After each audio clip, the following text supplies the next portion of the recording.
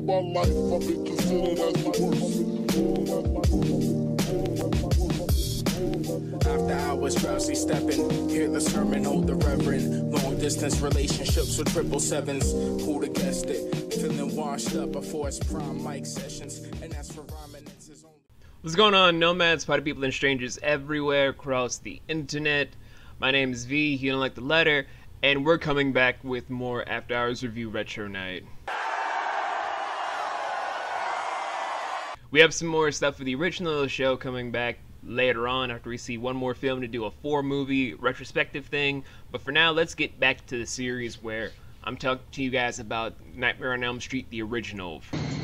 From Wes Craven, director of The Hills Have Eyes.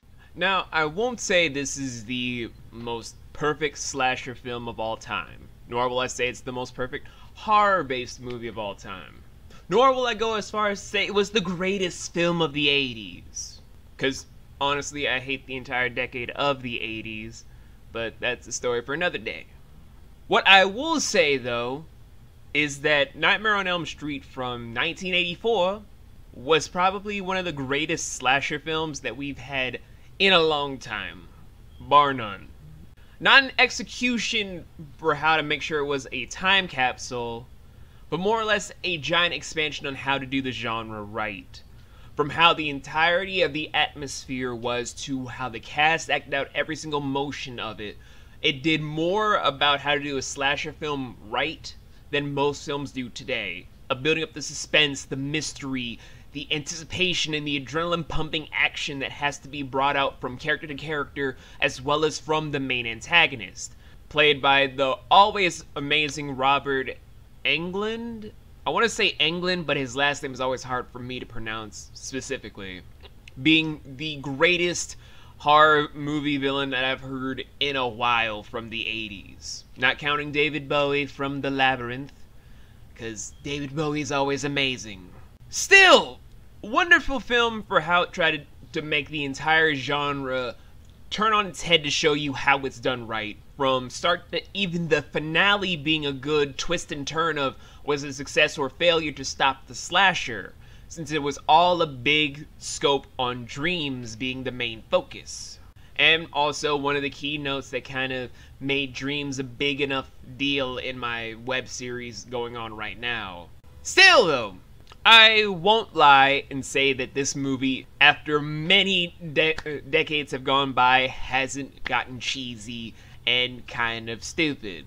From how various different scenes happen, and from out-of-date technology that most millennials would be like, what is that right there? That's not an iTunes machine. That's not a CD that I keep seeing at Walmart and Target.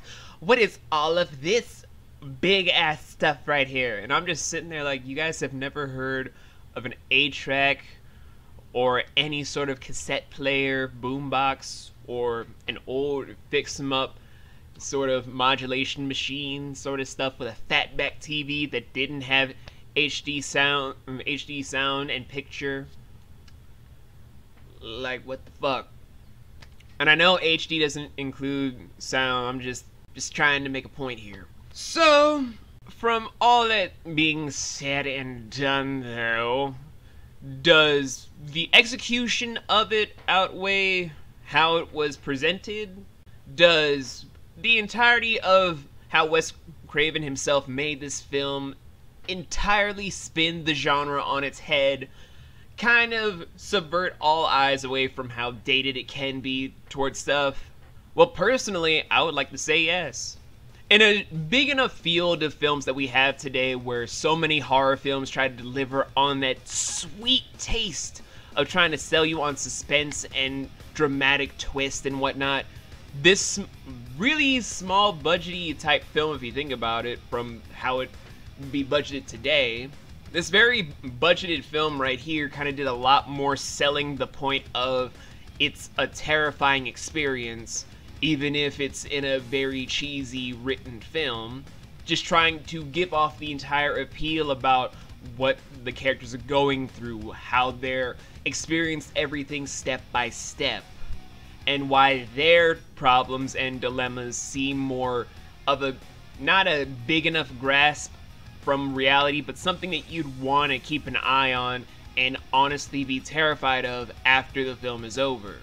It sells on that factor a lot more than most modern horror films I've seen today. So, getting all that stuff out of the way though, let's get into the rating system, shall we? Where I would just like to give this film first a 9.3 out of 13 with a B rating and a 4.5 star out of 7 rating.